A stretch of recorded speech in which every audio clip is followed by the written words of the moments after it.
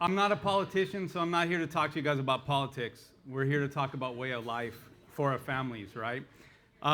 Such good information that was shared by Sharon and others. That's how you fight this fight on a micro level, at a local level. That's the information you need to fight on a very local level. But let's go up to a macro level. Let's go up 10,000 feet up in the air, and let's talk about our state. And let's talk about the importance and significance of removing Gavin Newsom from office, right? What's happening, the governor's race in California is arguably the most important race in the country in 2022. And because it's the most important race in the country, it's the most important race in the world. All eyes are watching us. What we do in 2020 will determine the California that we hand over to our kids, right? So I'll get into some history. For those of you that don't know me, I'll share my story, talk about why I'm doing this and why I felt called to do this. But before that, was anybody at the Super Bowl? Nobody was at the Super Bowl? No, thumbs down. Well, our message was at the Super Bowl. Our message showed up at the Super Bowl. So I was having a conversation with God a few weeks ago, and I said, I want a Super Bowl commercial. And God doesn't work the way we think, so I'm thinking, $7 million, 30-second spot somewhere in halftime. And then this opportunity fell on our lap to actually do something a little different, and we just jumped at the opportunity to do it. So a mile above SoFi Stadium, seen for over 20 miles, we put a message straight. It was a message intended for Eric Garcetti and Gavin Newsom, and it was simple: unmask our kids. It was timely, and I feel like it just spoke to the heart of the matter. Inside that building, the hypocrisy that was happening. And mind you, I'm glad that there were 70,000 people that were in there exercising their freedom. Exercising their ability to show up and either wear a mask or not wear a mask, be vaccinated or not vaccinated. They had their choice. And I commend them for that. The hypocrisy was that 24 hours later, in classrooms full of 20 people, we were going to strap masks to our kids. And we were going to enforce those rules, right? Because SoFi had implemented rules and requirements that were not followed. They were not enforced, and nobody was punished for it. But 24 hours later, we were going to enforce it on our kids.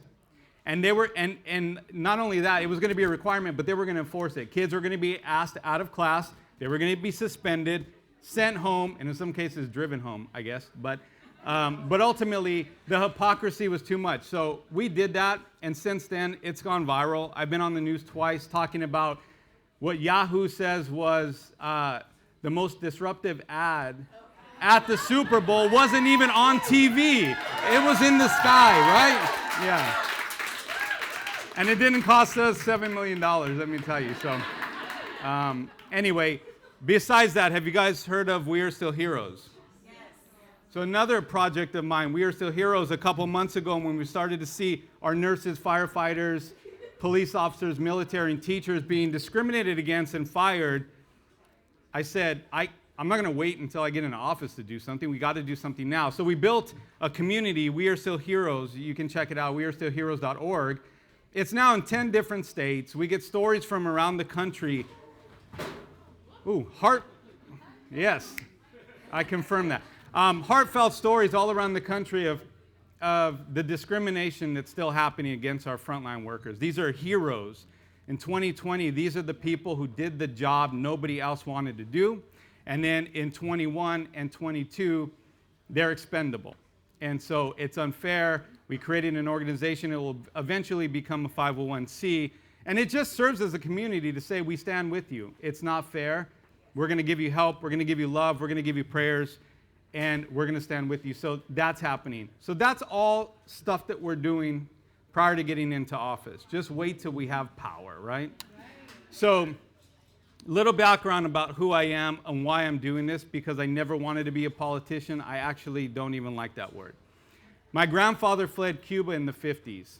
He came to America to pursue the American dream. Now, when I say that, Even now, I've said it 100 times, even when I say it now, it sounds very cliche, the American dream, right? Only because we live here in America. But when you are born in another country, especially a communist country, the American dream is a real thing. It's tangible. They teach it to their kids. I have a cameraman here, Chris, from Germany. He remembers being 2 years old and his mother talking to him about the American dream. So it's tangible. My grandfather, wanting a better life for his family, saves up enough money, comes alone because he can't afford to bring my pregnant grandmother and their 3 daughters. So he lands at LAX. He has a piece of paper. It has a name, an address, and a telephone number. Ends up in Watts. I don't know if you guys have ever been to Watts. It's definitely not here.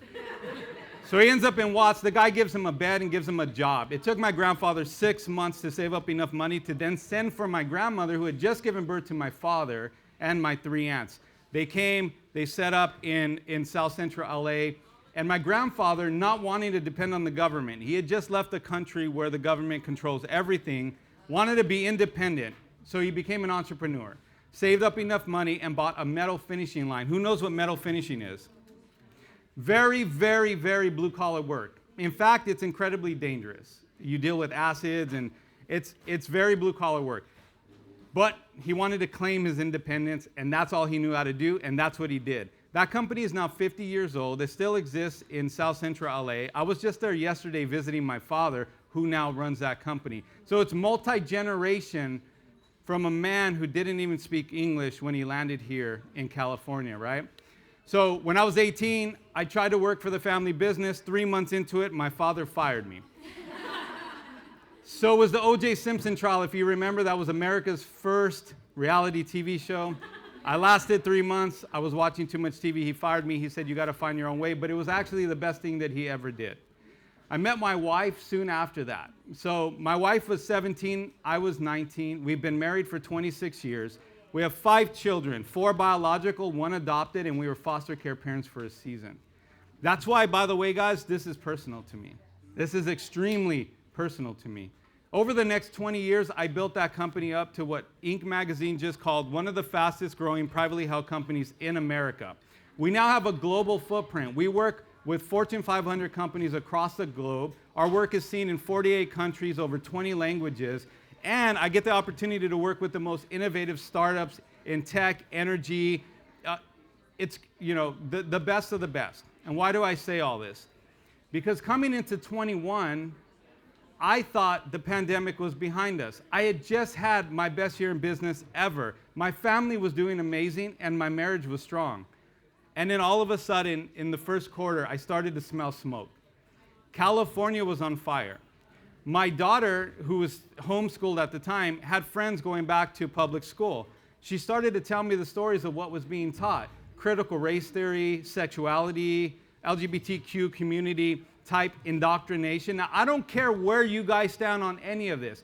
For critical race theory, against it, you think that should be taught in school or not. The point is, as parents, I think we agree that those type of conversations should be had at the dinner table, not in the classroom.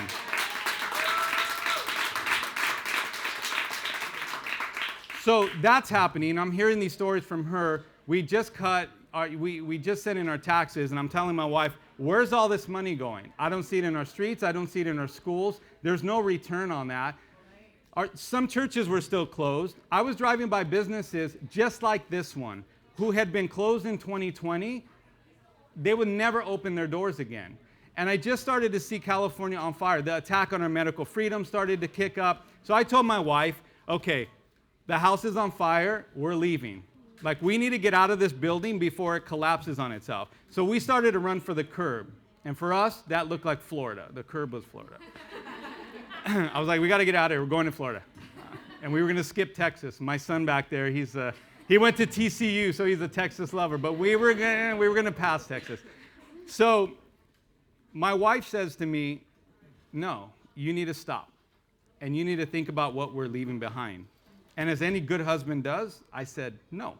I said, what are you talking about? She said, no, you need to stop and really think about what we're leaving behind. Over the course of a month, she petitioned me and really prayed diligently that I would reconsider. So finally, at the end of a month, and a lot of prayer, I said, fine. What are you talking about? She says, really look at what we're leaving behind. So when I turned around and I saw the burning building that was California, I didn't just see the burning building anymore. I saw 40 million people trapped inside. And when I looked at those 40 million faces, I started to realize so many of them were familiar. It was my mom, my dad, my sisters, my nephews, my nieces, employees, community, church, and millions of other faces who could not just up and leave. And so just because I could leave doesn't mean that I should. And then I looked at my kids and I said, what would that teach them? Times get tough and you have the ability to run. And I've always taught them, if you can't be this, if you can't find the solution, you need to be the solution. So after a lot of prayer and a month long, I decided, okay, what does that mean? What is that? I had an arm wrestle with God, and if you guys have ever arm wrestled with God, you might as well just throw in the towel because he always wins, right? And he said to me, here's what it looks like for you. It looks like you running back into this house and saving as many people as you possibly can. And that looks like a run for governor. I didn't want to do it. I don't want to do it, but I need to do it. And I'm going to finish this. Because politicians are not going to come and save us. We need to save ourselves. And we need people in this fight that it's personal to. I'm a business owner. I understand what it's like for companies like this to suffer. The hardship, the taxes, the regulations, being closed. I know what that's like. I know what it's like to have children in school. And what you guys are dealing with. I have nephews and nieces that are still walking into public schools with masks strapped on their faces because my siblings maybe don't have the same exact courage you guys do to stand up and fight and say no, but they're coming around. And so we need people, this house is big, it has many floors, and I cannot save it alone. This is not, you hear a lot of people talk about, and I spoke at Freedom Revival in San Diego a couple of weeks ago. We talk about revival happening in the church, and I do believe it's happening, but bigger than that, there's a great recruitment happening right now. All of you guys have been recruited into this battle, like it or not. You're not held accountable for the things you don't know. You're held accountable for the things you know. You know there's injustice happening. You know our families are under attack. You know this is not a political agenda. This is an evil agenda. When our governor reduces the age of consent to 12 for young girls to have abortions and sex changes on your insurance without your consent, that is not politics. That is an evil agenda. This is our time. If Newsom stays in office past November, this state will never be the same. This is our this is our time. This is our chance. And so we need to really understand that we're fighting on two fronts: the local level, which you guys spoke about today, and the statewide level. This is the biggest fight probably in California history. And the attack on our children is the greatest I've ever seen. And so this is our time. We need to rise together. Hopefully we have some questions. We can open it up. I can share my heart and my vision. But remember, if we lose this, and Reagan said it best, if we lose freedom here, there is no place on earth we can run to. And I'll leave you with this. I've been to Cuba 7 times in the last 5 years. I've made some friends over there. I have family over there still, but I made a friend. His name is Mario. And he gave birth to his son a year ago. So last week I was talking to him on the phone. Now remember, in Cuba there was an uprising a few months ago. They tried to stand up against the government and fight for freedom, and they were shut down within hours. It's a heavily armed military against people with sticks and rocks but they tried. So they took internet down. I wasn't able to talk with him for a while. He finally reached out to me last week. He says, brother, I just want you to know something. I see what you guys are doing in California, and I pray for you every night. Because if you don't win in California and California falls, and you guys lose freedom in the United States, my son will never experience freedom in his entire life. You are my hope that one day my son will walk on free ground. True story, heartbreaking, had me in tears, but that's what I'm trying to get you guys to understand. The world is watching what we're doing. Other countries are watching what we're doing. We need to set the tone and the example for the rest of the nation. If California falls, the nation falls. If the nation falls, there is no place on earth we can run to. Thank you very much.